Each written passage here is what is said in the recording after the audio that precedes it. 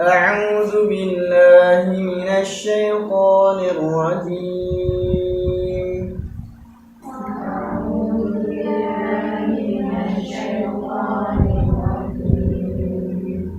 بسم الله الرحمن الرحيم.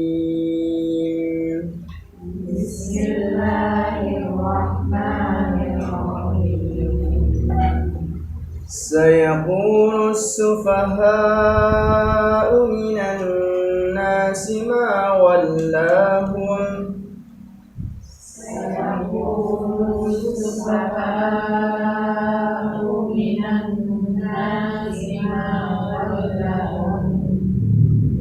ولاهم عن قبلتهم التي كانوا عليها.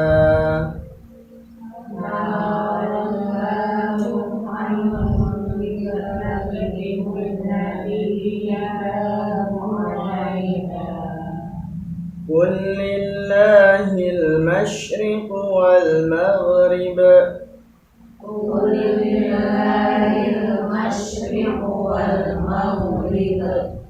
يهدي من يشاء إلى صراط مستقيم.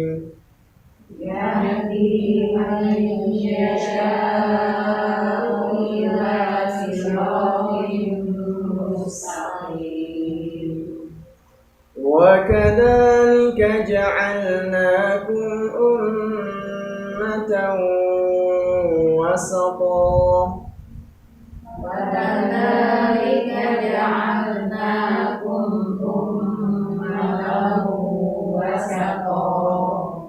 لتكونوا شهداء على الناس ويكون الرسول عليكم شهيدا.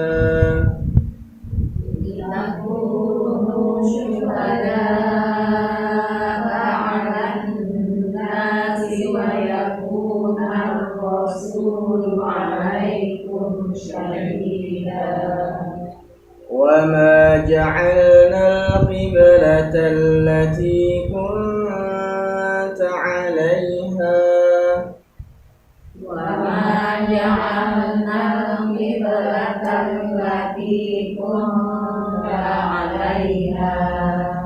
إلا لنعلم من يتبع الرسول ممن ينقلب على عقبيه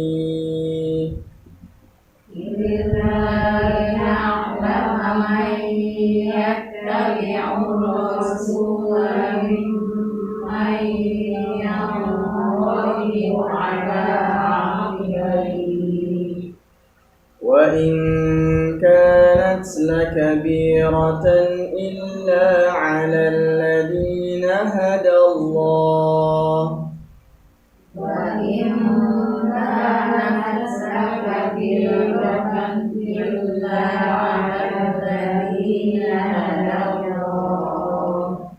وما كان الله ليضيع إيمانكم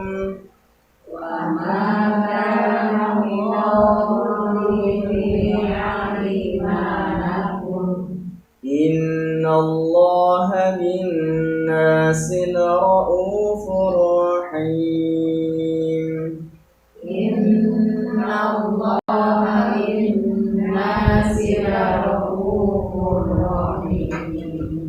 Ya, 2 ayat saja nih.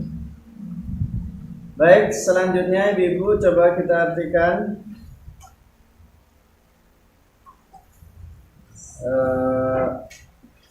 kita mulai dari ayat 142. Akan yaqulu berkata as-sufaha orang-orang yang bodoh ya. Min dari anas manusia apa yang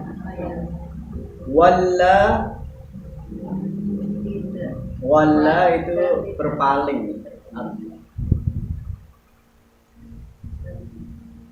dua sendiri katanya. Hah? Makanya berarti enggak. Nah, ma sendiri, wala satu kata. Hum mereka. Jadi apa yang memalingkan mereka gitu. An dari kiblat, kiblat ya kiblat, him mereka, allati yang, kanu mereka, alaiha di atasnya. Kul katakanlah, li bagi Allah, masyrik timur, wa dan maghrib barat, yahdi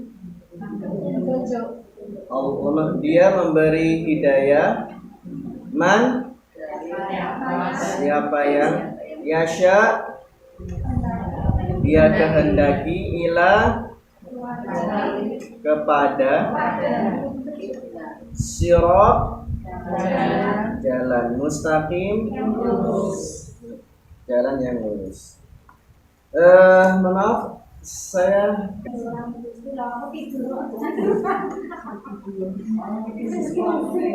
Oke, lanjut kita Bu. Ayat 143. Ya. Wa dan kadzalika ka dulu seperti, dzalika itu yang seperti itu atau yang demikian itu, ja'alna kami menjadikan, kum kalian, ummatan umat, wasaton pertengahan. Maka disebut dalam bahasa Indonesia ada istilah wasit. Nah, wasit itu kan menengah, penengah ya Bu. Wasit. Li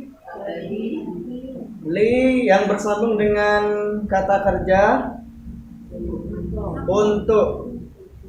Li kalau sambung kata kerja untuk. Takunu kalian menjadi, syuhada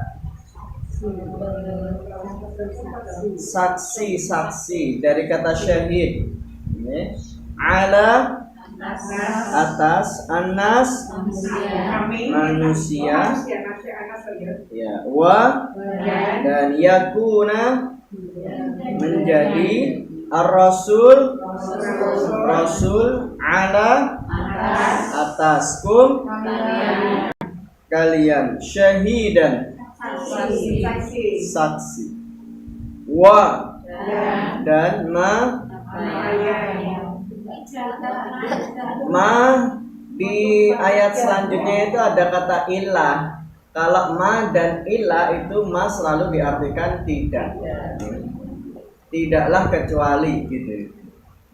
Jadi kalau ada ma setelahnya ada ilah itu pasti artinya tidaklah ya. Ja'alna kami menjadikan kiblat allati yang, kunta kamu, alaiha di atasnya, illa kecuali, li tadi sudah. Nah, untuk bersambung dengan kata kerja. Na'lama kami mengetahui, man orang yang, yattabi'u mengikuti, ar-rasul rasul, miman dari dua kata min dan man, dari siapa yang, dari orang yang ya. Kemudian yang qalibu, yang qalibu itu artinya kembali ya. Kembali.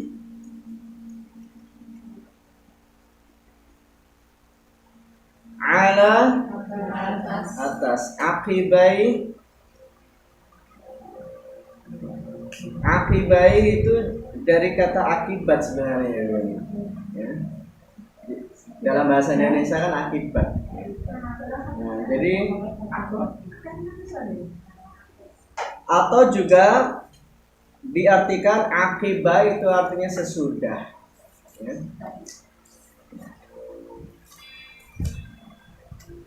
Kemudian wa dan in jika kanat dia ya. In itu bisa diarti jika atau meskipun ya. Meskipun. Jika atau meskipun itu bisa. Kemudian kanat dia atau sesuatu itu la sungguh ya benar-benar kabiratan sangat besar illa kecuali ala atas alladina orang-orang yang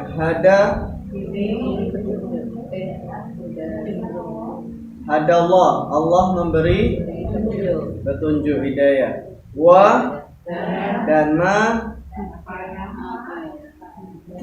di sini tidak dan tidaklah karena dia Allah untuk ya yudhi'a menyanyiakan dari kata dhayya'a menyanyiakan imanakum ya iman kalian inna Allah bi kepada manusia bi lebih tepatnya di sini diartikan kepada ini la sungguh rauf maha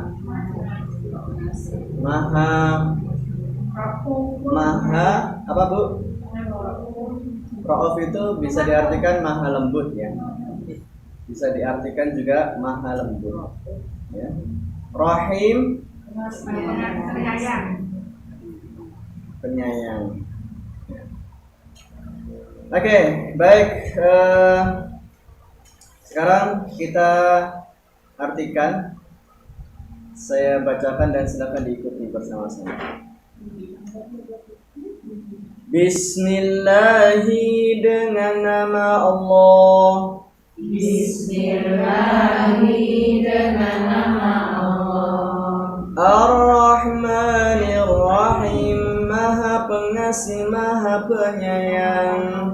Ar-Rahmanir-Rahim, Maha Pengasih, Maha Penyayang. Sayaqulus sufaha'u minan nasi, akan berkata orang-orang yang bodoh dari manusia. Sayaqulus sufaha'u minan nasi, akan berkata orang-orang yang bodoh dari manusia. Ma wallahum an qiblatihim, apa yang memalingkan mereka dari kiblatnya. Ma wallahum an qiblatihim, apa yang memalingkan mereka dari kiblatnya.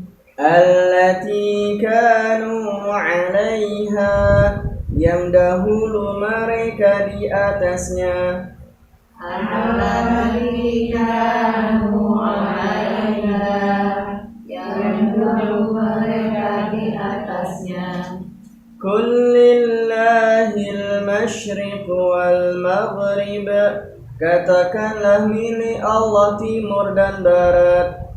Kullillahil masyriq wal maghrib, dan barat. Yahdi man yasha'u ila siratim mustaqim.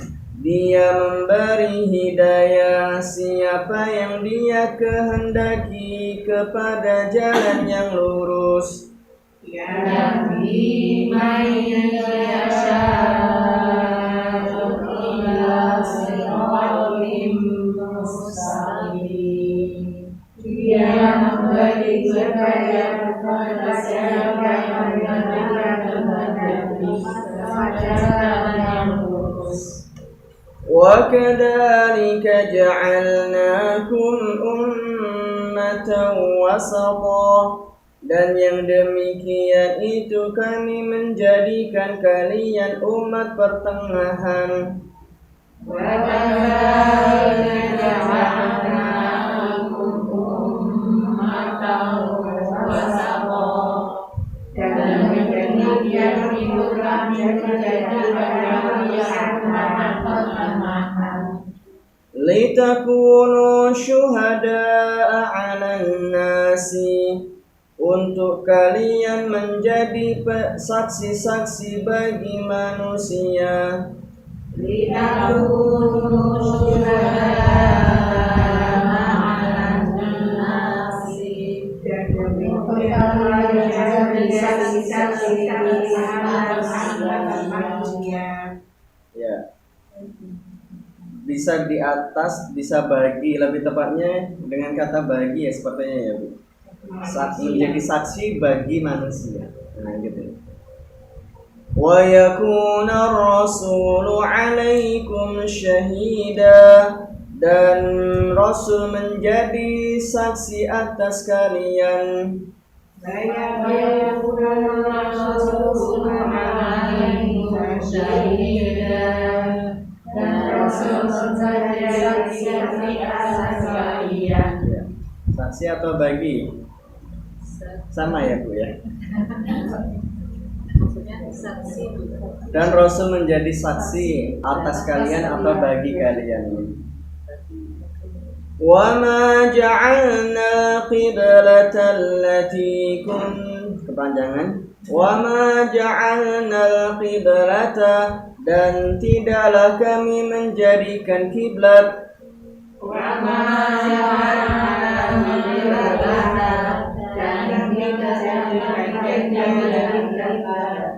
Allati kunta 'alaiha, yang dahulu kamu di atasnya.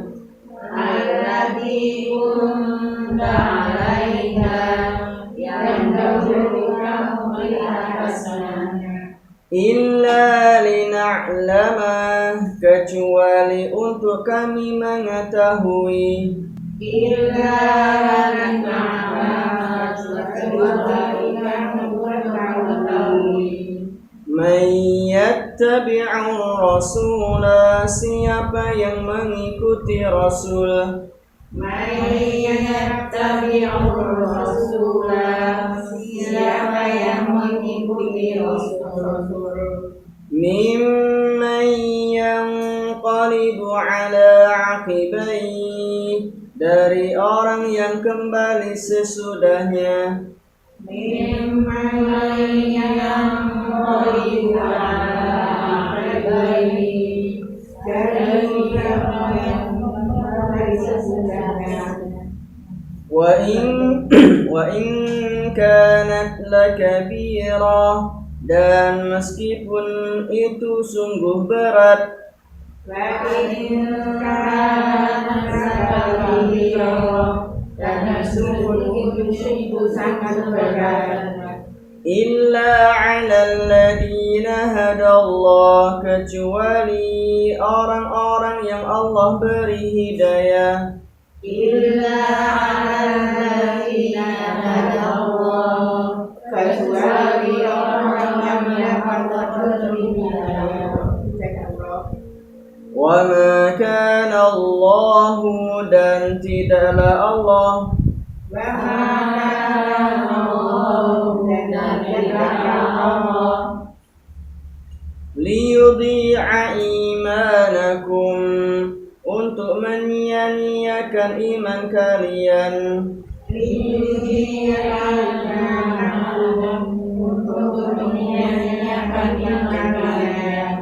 Innallaha bin nasi, sesungguhnya Allah kepada manusia. Sesungguhnya Allah kepada manusia La ra'ufur rahim, maha lembut, maha penyayang. Ra'ufur rahim, maha lembut, maha penyayang. Ya. Coba sekarang kita ulangi sekali lagi Ibu. Saya baca ayatnya saja, silakan diartikan bersama-sama ya. Sayaqulu as-sufaha'u minan nasi, Akan berkata orang-orang yang beragama manusia, ma wallahum an qiblatihim, akan mereka dari kiblatnya, ya, allati kanu 'alaiha, yang dulu berada di atasnya. kullillahil masyriq wal maghrib, Katakanlah milik Allah dan baik. yahdi man yasha'u Dia beri petunjuk kepada siapa yang dia kehendaki. ila siratin mustaqim. Wa kadzalika ja'alnakum ummatan wasata, Dan demikian itu kami menjadikan kalian pertengahan, litakunu syuhada'a 'alan nasi, untuk kalian menjadi saksi atas manusia, wa yakuna ar-rasulu 'alaikum syahida. dan Rasul menjadi saksi atas kalian. Wa ma ja'alna al-qiblata allati,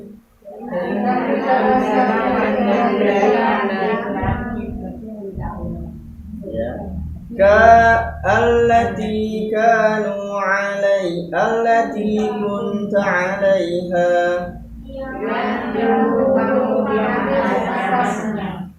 illa lina'lama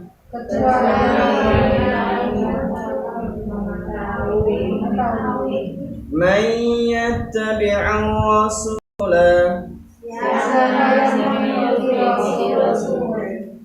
mimman yanqalibu 'ala 'aqibayhi.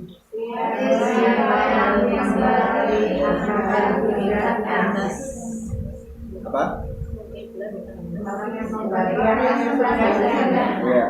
Wa in kanat lakabira,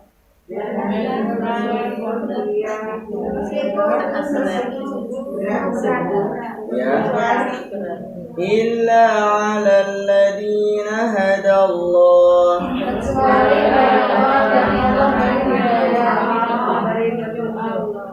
wa ma kana Allahu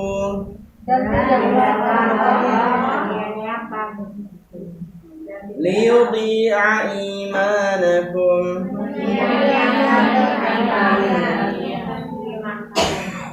Ya. Innallaha bin-nasi laraufur rahim. Sesungguhnya Allah bagi manusia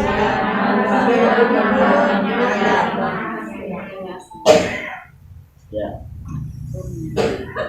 Baik, jadi ibu yang dirahmati Allah, kita bahas berikutnya ayat yang kita baca tadi 142. Ya. Allah Subhanahu wa taala berfirman, "Sayaqulu as-sufaha'u minan nas ma wallahu ma'an qiblatihim allati kanu 'alaiha." Ayat ini menjadi satu bantahan kepada orang-orang musyrik yang mereka bertanya, dan kemudian bertanyanya ini dalam rangka untuk menyindir kaum muslimin, gitu ya. Apa sih yang bikin mereka itu berpaling dari kiblat mereka? Jadi orang-orang bodoh ketika itu berkata, apa yang membuat orang muslim ini berpaling dari kiblat mereka yang dahulu ketika itu dari kiblat pertama mana Bu? Baitul Maqdis ya. Baitul Maqdis. Kemudian Allah ganti kepada Masjidil Haram ya. Apa yang membuat mereka berpaling dari Baitul Maqdis kepada Masjidil Haram itu ya? Kemudian Allah mengatakan, katakan kepada mereka wahai Muhammad, lillahil masyriqu wal maghrib, bagi Allah itu adalah timur dan barat. Allah memberi hidayah kepada siapa yang Dia kehendaki kepada jalan yang lurus. Nah, jadi peristiwa perpindahan kiblat, ya, peristiwa perpindahan kiblat itu kan terjadi pada bulan Rajab ya. Ya, terjadi pada bulan Rajab. Setelah 16 sampai 17 bulan seusai hijrahnya Nabi dari Mekah ke Madinah ya. Nah, jadi peristiwa ini memberi catatan kepada kita, Ibu, memberi pelajaran kepada kita bahwa semua itu adalah urusan Allah. Syariat itu Allah yang menentukan. Kita sebagai umat Islam, sebagai hambanya, hanya bisa pasrah, taat, tunduk kepada syariat yang sudah Allah tentukan. Artinya bahwa setiap apa yang Allah perintahkan ya kita harus patuh, kita harus tunduk. Jadi tidak bisa kita kemudian menolak, kemudian cari alasan, ya kan? Ya Allah, kenapa ganti ke Masjidil Haram? Terus penak-penak neng Baitul Maqdis kok ya diganti ya misalnya. Tidak ada kalimat-kalimat seperti itu, bahwa Islam itu adalah satu bentuk ketundukan dan kepatuhan dari seorang hamba kepada Maha Pencipta. Itu yang menjadi pelajaran penting yang kemudian harus kita ambil gitu. Seperti halnya Nabi Ibrahim ya. Seperti halnya Nabi Ibrahim. Beliau orang yang sangat-sangat patuh tunduk kepada Allah Subhanahu wa taala. Terbukti ketika diperintahkan untuk menyembelih ya, anaknya, diperintahkan untuk menyembelih anaknya. Kalau secara logika nalar kan, mosok ya wong tua matane anak kan gitu. Itu nalar logika begitu, ya kan? Dan ketika itu Nabi Ibrahim juga tidak mencari alasan yang lain. Ya Allah, kenapa harus anak saya? Yang lain saja begitu. Atau mungkin ya Allah, bisa nggak kalau saya misalkan kirim Ismail ini ke hutan saja biar nanti diterkam macan gitu. Atau mungkin alasan-alasan yang lain. Ya Allah, apa di pedang ini terus dia lagi. Tidak ada alasan-alasan yang dikemukakan oleh Nabi Ibrahim ketika perintah Allah itu disampaikan kepadanya. Jadi apa yang kemudian Nabi Ibrahim lakukan? Kata Ismail, ya abatif alma tu'ma satajiduni insyaallah minas sabirin. Wahai ayahku, lakukanlah apa yang telah Allah perintahkan kepadamu.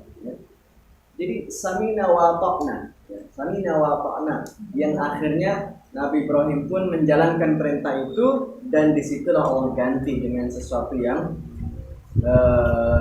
bukan anaknya, yang itu bahkan menjadi syariat dalam agama kita dengan perayaan hari raya Idul Adha ya. Nah, jadi bibi rahmati Allah, sekali lagi menjadi pelajaran dari ayat ini, terjadinya atau peristiwanya perpindahan kiblat dari Masjidil Aqsa ya ke Masjidil Haram. Maka ini menunjukkan sekali lagi adalah bentuk kepatuhan, ketundukan kita kepada Allah Subhanahu wa taala yang mengatur segalanya, yang memberikan dan menurunkan syariat. Nah, makanya kemudian menjadi pelajaran juga bahwa Masjidil Aqsa itu juga adalah tempat yang Allah berkahi, karena itu menjadi kiblat yang pertama kaum muslimin. Kiblat pertama kaum muslimin. Sehingga makanya dalam surah Al-Isra ayat yang pertama apa kata Allah? Subhanalladzi asra bi'abdihi lailan minal masjidil haram ilal masjidil aqsa alladzi barakna haulahu. Maha suci Allah yang telah menjalankan hambanya lailan pada waktu malam minal Masjidil Aqsa, ya, dari Masjidil Haram ke Masjidil Aqsa, alladzi barakna haulahu, yang kami berikan keberkahan di sekitarnya. Barakna haulahu, kami berikan keberkahan di sekitarnya. Jadi Masjidil Haram berkah, Masjid Nabawi berkah, Masjidil Aqsa juga Allah berkahi tempat-tempat ini. Sehingga makanya dalam riwayat yang lain dikatakan la tushaddur rihal illa fi salas. Tidaklah seorang muslim itu melakukan satu perjalanan rihlah, tujuan tertentu, kecuali ke 3 hal: Masjidil Haram, Masjid Nabawi, dan Masjidil Aqsa. Jadi Masjid Aqsa selalu disebutkan karena ini tempat yang Allah muliakan, ya.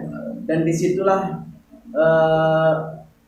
para nabi beribadah dan juga beberapa dilahirkan. Nah, ini menjadi poin yang berikutnya, bahwa kemuliaan Masjidil Aqsa yang Allah berkahi ini, ya, yang disinilah kewajiban kita untuk terus menjaganya, ya, meskipun saat ini terus dirongrong oleh kaum Yahudi, ya.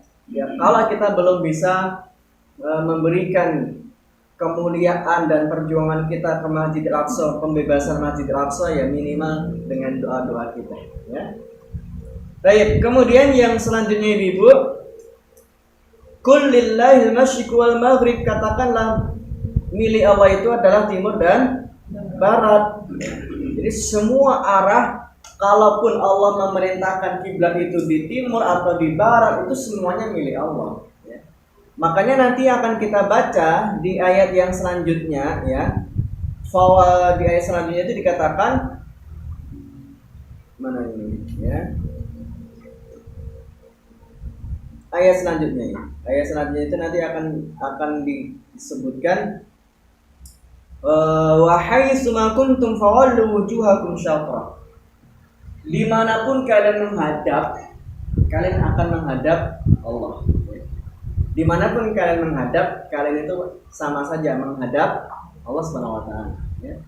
Jadi kalaupun Allah menentukan kiblat itu, kalau saja ini Allah menentukan kiblat itu misalkan di satu wilayah tertentu, ya sama saja, entah di Masjidil Haram, entah di Masjidil Aqsa. Yang menjadi poinnya adalah kalian sama-sama menghadap Allah. Mau Masjidil Haram atau Masjidil Aqsa, sama-sama menghadap Allah Subhanahu wa Ta'ala. Makanya ayat ini juga menjadi dalil dan dasar, ya, tentang satu syariat. Misalkan contoh begini, ketika kita sholat, ya kan, dalam kondisi yang kita nggak tahu arah, misalkan panjenengan pergi ke satu tempat, ya, menginap di hotel misalnya, terus di hotel ini nggak ada arah kiblat, penunjuk arah kiblat, atau mungkin nggak ada orang tahu, misalkan contoh ini. Kita pun juga nggak bawa HP, nggak bawa kompas, gitu kan. Kalau dalam kondisi tertentu seperti itu, kita nggak tahu arah, sholat kita terus mau menghadap kemana? Sholat kita menghadap, ya, kiblat yang kemudian kita yakini, oh itu kiblatnya. Kita kiblatnya mana gitu? Itu yang kita yakini, gitu ya. Yang kita yakini begitu. Oh, ya udah, sekarang aja. Bismillah. Yakin aja gitu. Itu dalam kondisi kita nggak tahu arahnya, ya. Tapi ketika ada orang yang datang kemudian ngasih tahu arahnya, meskipun kita dalam kondisi sholat, ya Bu, karena kiblat kita keliru, ya kan. Seharusnya ke barat, ini ternyata kita ngadapnya ke selatan, ya kan. Ada orang yang ngasih tahu, maka saat itu juga kita langsung berbelok arah. Jadi langsung berubah kiblatnya. Tidak membatalkan. Karena seperti itu juga yang dulu Rasul dan para sahabat juga demikian, ya kan? Ketika masih dalam kondisi sholat, perintah itu turun dalam kondisi di tengah-tengah Rasul dan para sahabat melaksanakan sholat, ya. dan di saat itulah terjadi yang namanya peristiwa perubahan kiblat, dan disitulah kemudian dikenang dengan adanya sekarang Masjid Qiblatain. Ya. Nah, jadi saat kita nggak tahu arah ya sudah yakin aja, oh itu. Atau mungkin ketika kita dalam kondisi sholat, ya, dalam kondisi sholat di kereta, ya kan, di kereta arah ke Jawa Timur, ya kan, arah ke Jawa Timur keretanya, ya, Surabaya, ya kan. Nah kan arahnya kan ke timur terus nih, ya kan? Kalau misalkan tidak memungkinkan kita, masa ya, anak, mohon maaf, ini kan biasanya ke timur kan, begini, ya lagu gitu kan. Jadi kalau memang tidak memungkinkan ya sudah, kita menghadap ke apa yang kita hadap, ya kan? Karena tidak memungkinkan untuk harus menghadap kiblat, dan kiblat itu identiknya dengan arah barat, ya kan? Ya sudah, kita menghadap kemana saja itu sama saja kita menghadap Allah SWT. Maka ayatnya kul lillahil masyriq wal maghrib. Milik Allah itu timur dan barat, ya, milik Allah timur dan barat. Kemanapun kalian menghadap sama saja kalian itu menghadap Allah. Jadi ini kalau terkait dengan arah kiblatnya. Tapi kalaupun kemudian kita sholat gitu ya, nggak tahu arah nih, nggak tahu arah ya, sampai sholat selesai nggak ada yang ngingetin, nggak ada yang ngasih tahu, ya sudah, sholat kita berarti sudah sah, ya. Kalau mau mengulangi lagi ya silakan. Kalau pengen lebih yakin disempurnakan ya mengulangi lagi silakan gitu ya. Kan kadang kita juga begitu ya. Dulu ketika nggak tahu kompas, nggak ada HP ya, mengarahnya ya penting yakin kan gitu. Penting yakin gitu. Oke, kemudian yang selanjutnya yahdi man yasha'u ila siratal mustaqim, dan sungguh Allah memberi hidayah kepada siapa yang Dia kehendaki, ya. Maka inilah yang kemudian Allah sampaikan di ayat berikutnya, ya. Allah memberikan hidayah petunjuk kepada siapa yang Dia kehendaki. Dalam peristiwa ini, perubahan kiblat ini, Allah ingin tahu juga man yattabi'ur rasul. Siapa sih yang ngikut Rasul? Allah ingin tahu siapa yang ikut Rasul dan siapa yang membelot dari syariat yang Allah berikan ini. Nah, makanya kemudian sekali lagi ini menunjukkan satu kepatuhan Rasul dan para sahabat radhiyallahu anhum dalam peristiwa perubahan kiblat tadi ini. Kemudian yang berikutnya Ibu, Allah mengatakan wa kadzalika ja'alnakum ummatan wasata. Dan kami jadikan kalian itu sebagai umat pertengahan. Apa arti umat pertengahan ini? Ya, umat pertengahan adalah disebutkan dalam tafsir As-Sa'di rahimahullah, beliau mengatakan umat Islam dijadikan umat pertengahan, yaitu tegak dan terpilih. Tegak dan terpilih. Dan sedangkan yang lain itu berada di ujung dan pinggir. Jadi kita di tengah-tengah, ya.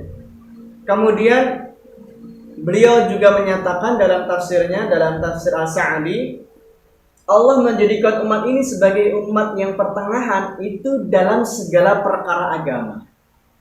Dalam segala perkara agama, ya.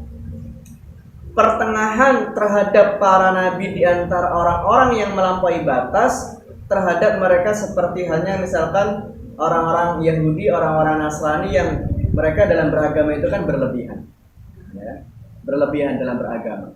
Nah, kita ini pertengahan, umat Islam itu pertengahan, ya. Misalkan contoh nih Bu, ya, contoh nih dalam bab bersuci, dan dalam bab bersuci ya kita syariatnya ada taharah, ada wudu, ada mandi junub dan sebagainya. Kalau umat yang lain bahkan nggak ada taharah, ketika ada hadas, ada najis, bahkan tidak ada taharah. Bahkan ada juga yang sampai berlebihan, ya. Apalagi dulu di zamannya Nabi Musa itu, ya. Di zamannya Nabi Musa dulu kan ketika baju terkena najis, ya dibakar, nggak terpakai lagi, gitu kan? Nggak terpakai lagi, ya. Nah, ini Allah menjadikan bab bersuci kita ya biasanya najis ya dicuci bisa pakai lagi, ya kan? Artinya tidak berlebihan, ya. Di tengah-tengah syariat itu, di tengah-tengah, tidak berlebihan, tidak berkurang dan juga tidak berlebih. Orang-orang Barat ya malah nggak ada taharah kan gitu. Nah, ini yang contoh dalam kondisi bersuci. Bab makanan juga begitu, ya kan? Makanan Allah menetapkan apa yang halal, apa yang haram, ya. Tapi umat yang lain malah berlebihan. Ada yang bahkan hanya vegetarian tok, kan gitu ya, vegetarian tok, ya. Ada yang bahkan melarang makan daging, ya kan? Ada yang bahkan pokoknya ada yang bahkan daging-dagingan tok dan seterusnya. Atau mungkin bermacam-macam itu pola-pola makan yang diatur oleh ajaran agama mereka. Nah, ini satu contoh juga bahwa Islam itu menjadi agama pertengahan dalam segala perkara. Dalam bab makanan pun ada yang halal, ada yang haram, dan kemudian Allah juga tidak mengharamkan sesuatu apa yang kemudian itu menjadi manfaat bagi manusia, ya. Allah ketika mengharamkan sesuatu itu pasti ada sesuatu madaratnya, ya. Tapi ketika Allah menghalalkan sesuatu pasti ada manfaatnya, gitu ya. Itu hikmahnya kenapa ada syariat yang halal dan yang haram, gitu ya. Nah, kemudian dalam bab beribadah juga demikian. Umat-umat yang lain ketika misalkan ingin beribadah harus di tempat ibadah mereka, kan gitu. Harus di tempat-tempat ibadah mereka. Kalau kita dalam kondisi sholat misalkan, umat Islam ketika ingin melaksanakan sholat bisa di mana saja, ya kan? Bisa di mana saja, fleksibel, ya kan? Kita bisa di masjid kalau memang ada masjid, ya.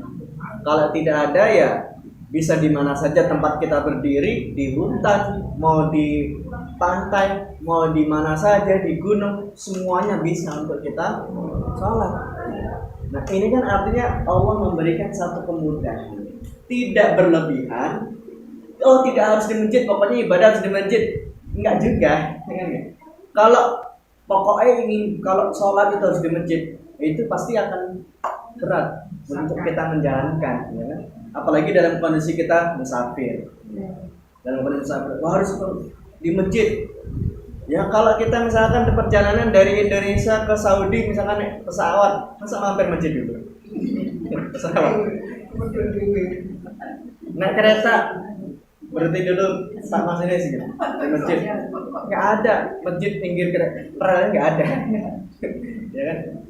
Ini artinya apa Ibu, bahwa wa kadzalika ja'alnakum ummatan wasata. Allah itu menjadikan agama ini dan umat ini sebagai umat pertengahan, tidak berlebihan dan juga tidak ada yang dikurangi, dalam kondisi yang tengah-tengah.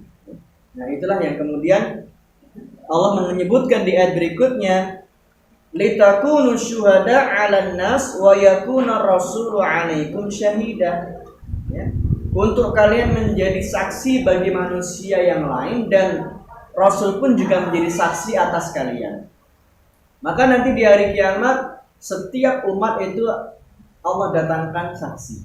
Setiap umat di hari kiamat itu Allah akan datangkan saksi. Dan saksi yang Allah hadirkan untuk setiap umat itu ya nabi-nabi mereka, rasul-rasul mereka. Makanya ketika Rasulullah ketika itu memerintahkan kepada Ibnu Mas'ud, ya, wahai Ibnu Mas'ud, bacakan untukku Al-Quran. Ya. Maka Ibnu Mas'ud membaca Al-Quran kepada Nabi di hadapan Nabi. Ya. Ini membuktikan bahwa Nabi itu sangat suka mendengarkan ayat Al-Quran yang dibaca selain beliau sendiri. Ya. Jadi Rasulullah itu suka mendengar ayat Quran yang sedang dibaca oleh yang lain. Ya. Jadi suka dengar. suka dengar lantunan ayat suci Al-Quran. Itu terbukti Rasulullah memerintahkan kepada Ibnu Mas'ud, wahai Ibnu Mas'ud, bacakan untukku Al-Quran supaya aku bisa menikmati. Apa jawaban Nabi ketika itu? Ketika ditanya Ibnu Mas'ud, ya Rasulullah, bukankah Quran ini turun kepadamu? Masa aku harus membacakan Al-Quran padahal Quran turun kepadamu? Apa katakan Nabi? Inni ashtahi an asma'ahu min ghairi. Sungguh aku ini lebih menyukai, mencintai untuk aku mendengar Al-Quran selain dari diriku sendiri. Jadi Rasulullah, kalau sekarang kan sudah ada murotal ya, murotal ya, suka dengerin murotal gitu kan, di rumah di mana saja suka dengar murotal ya kan. Jadi tidak dari bacaan kita sendiri saja, tapi juga mendengar.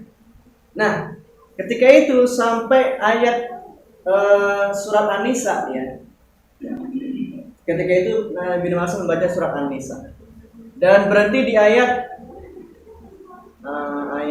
yang ayatnya, pokoknya ada ayat yang berbunyi, dan sungguh akan kami jadikan setiap nabi dan rasul itu menjadi saksi bagi umatnya. Maka kemudian Rasul berhenti, cukup. Setelah dilihat wajah Nabi, ternyata sudah Nabi SAW ketika itu meneteskan air matanya, menangis. Karena Nabi sangat menyadari bagaimana kondisi umatnya nanti di hari kiamat. Karena beliau menjadi saksi, menjadi saksi atas apa yang beliau sampaikan selama ini untuk umatnya. Lebih banyak yang menerima atau yang menolak. Nah, Rasulullah di situ kan mengkhawatirkan umatnya, ya kan? Rasulullah sayang dengan umatnya. Makanya sampai di akhir hayatnya apa kata Nabi? Umatku. Rasul itu sangat sayang kepada kita semuanya sebagai umatnya ya. Maka jangan sampai sayangnya Rasulullah kepada umatnya ini kemudian kita sia-siakan begitu saja ya, bertepuk sebelah tangan ya. Maka ini yang harus menjadi pelajaran kita. Kalau Rasul saja suka, sayang, cinta kepada umatnya, maka kita pun juga harus mencintai, menyayangi Rasul SAW dengan memperbanyak membaca sholawat, dengan memperbanyak kita melaksanakan amalan-amalan yang sunnah ya. Itu cara kita mencintai Nabi SAW ya. Baik Ibu, sudah jam 10:08. Insyaallah kita lanjutkan perjumpaan kita di pekan yang akan datang di ayat berikutnya. Okay. Di ayat berikutnya masih berkisah tentang perubahan kiblat ya. Nah, nanti kita sampaikan, kita sambung di pekan berikutnya. Demikian kita akhiri untuk perjumpaan kita pada pagi hari ini dengan doa kafaratul majelis.